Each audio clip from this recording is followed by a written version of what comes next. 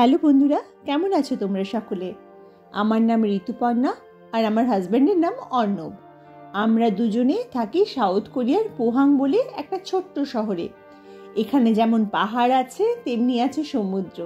তোমরা যারা আমার ব্লগ অনেক দিন ধরে দেখছো তারা নিশ্চয়ই দেখেছো এখানকার প্রাকৃতিক সৌন্দর্য। আজকে আমরা দুজন চলেছি একটা নতুন জায়গায়। নতুন জায়গায় ঠিক বলবো না, এই জায়গাটা তোমরা আগেও দেখেছো আমার ব্লগে। জায়গাটার নাম হচ্ছে 12 ওয়াটারফলস, যেটা নিয়নসান মাউন্টেন দিয়ে ঘেরা। তোমরা এখন জিজ্ঞেস করতেই পারো, তুমি তো এই জায়গাটা আগেই দেখিয়েছো, তাহলে আবার নিয়ে এলে যে এই জায়গাটাতে? আসলে একটা সুন্দর কারণ আছে এর পেছনে। এই এক সপ্তাহ আগে পর্যন্ত মাইনাসে টেম্পারেচার চলছিল এখানে। আজ দুদিন হলো প্লাসে টেম্পারেচার এসছে। আজকে ওয়েদার হচ্ছে ভীষণ ভালো, +6 ডিগ্রি মতন আছে এখানে আজকে টেম্পারেচার। আর সব থেকে যে বড় কথা, এখানে যে ওয়াটারফলগুলো আছে না, ওগুলো পুরো বরফে পরিণত হয়ে যায় বলে আমি শুনেছি। তো সেই ফ্রোজেন রিভারটা আর সেই ফ্রোজেন ওয়াটারফল দেখানোর জন্যই তোমাদেরকে আজকে এখানে নিয়ে আসা আমার। গতবার যখন এখানে এসেছিলাম এই গাছ ভর্তি পাতা ছিল, তখন আকাশটা ভালো করে দেখাই যাচ্ছিল না যখন এটা নিচ দিয়ে হাঁটছিলাম। কিন্তু এখন দেখো, তখনও সুন্দর লাগছিল আর এখনও সুন্দর লাগছে। এখন গাছ ফাঁকা হয়ে গেছে প্রায়, কারণ পাতা সব পড়ে গেছে, কিন্তু তবুও যেন এর সৌন্দর্য দেখার মতো। তোমরা যারা আগের ভিডিওটা দেখেছো তারা জানো এখানে একটা ভীষণ সুন্দর বুদ্ধিস্ট টেম্পল আছে। তাই যদি বুদ্ধিস্ট টেম্পলটা দেখতে হয় তাহলে আগের ভিডিওটা প্লিজ খুলে দেখে নিও, কারণ এই ভিডিওতে আমার পুরো কনসেন্ট্রেশন আছে এই ফ্রোজেন ওয়াটারফল আর এই সুন্দর ফ্রোজেন রিভারের ওপরেই।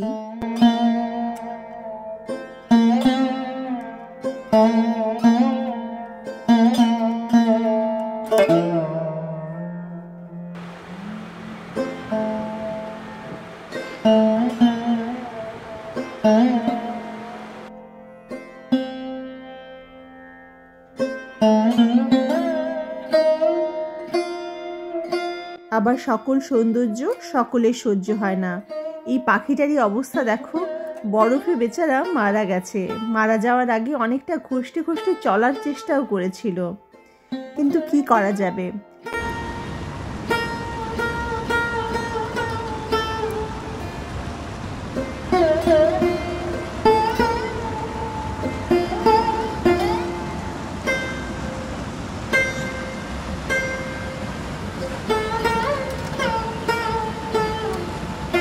কিন্তু ফ্রোজেন ওয়াটারফলস দেখবো বললেই তো আর দেখা হয়ে গেল না।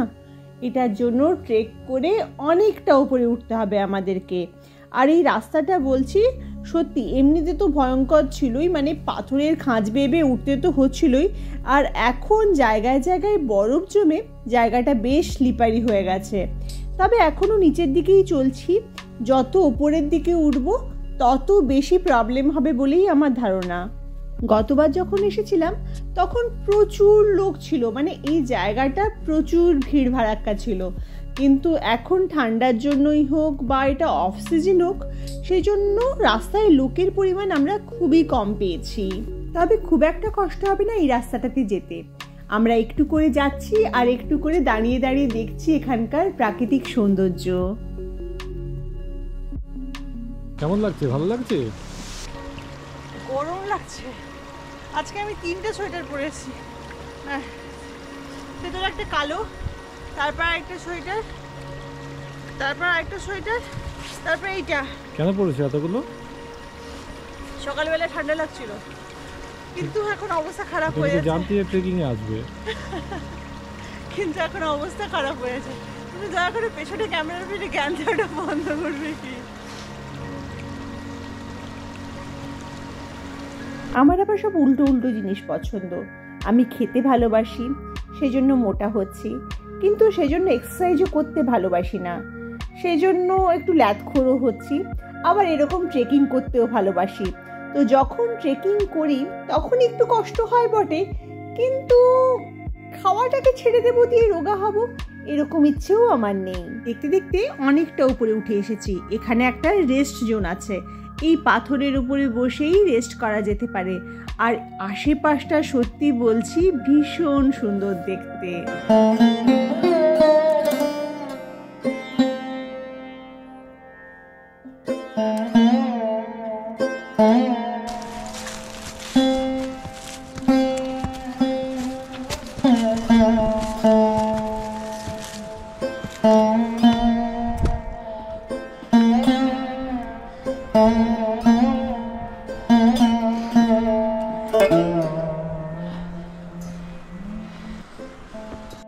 এরপর আস্তে আস্তে যত উপরের দিকে উঠছি তত পাহাড়ি রাস্তা আরও বেশি করে সরু হচ্ছে, কিন্তু একটা ভালো ব্যাপার যে পাশে রেলিং দেয়া আছে, তাই পড়ে যাওয়ার ভয় নেই।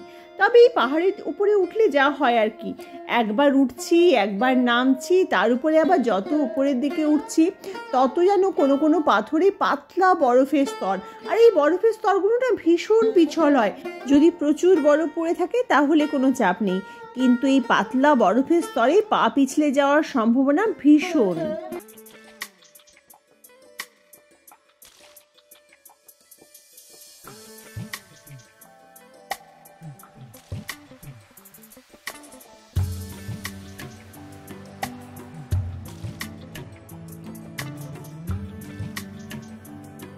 যেমন হাঁটতে হাঁটতে সবাই পৌঁছে যায়, আমরাও আস্তে আস্তে পৌঁছে গেলাম আমাদের বহু আকাঙ্ক্ষিত সেই ওয়াটারফলের সামনে।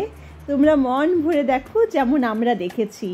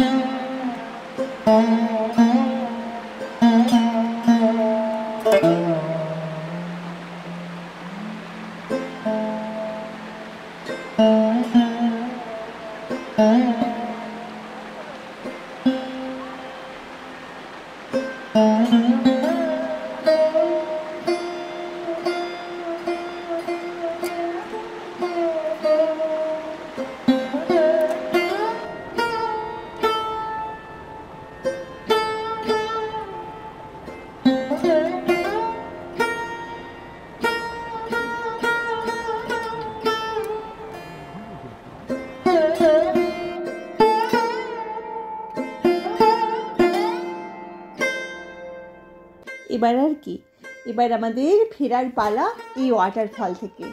আশা করি তোমাদের এই ভিডিওটা ভালো লেগেছে। যদি একটুও ভালো লেগে থাকে তাহলে please like, share, comment and subscribe the channel. খুব ভালো থেকো, দেখা হবে খুব তাড়াতাড়ি।